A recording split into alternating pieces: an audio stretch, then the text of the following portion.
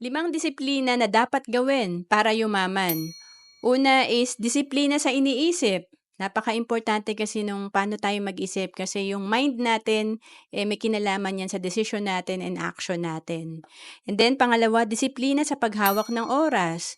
So kung sino yung may disiplina sa paghawak ng oras, nagiging productive, walang sinasayang na oras, yan talaga yung mga umaasenso. Kasi lahat tayo may 24 hours a day, pero iba-iba yung resulta ng bawat tao.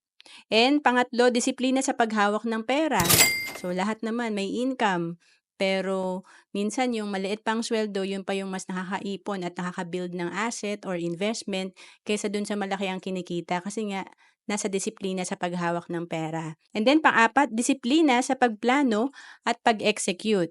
So importante talagang hindi lang tayo take ng action, kailangan talaga kailangan meron din tayong plano, meron din tayong oras para magplano and i-check natin yung progress natin sa goals natin. And then panglima, disiplina sa pagiging consistent sa pag-take ng action.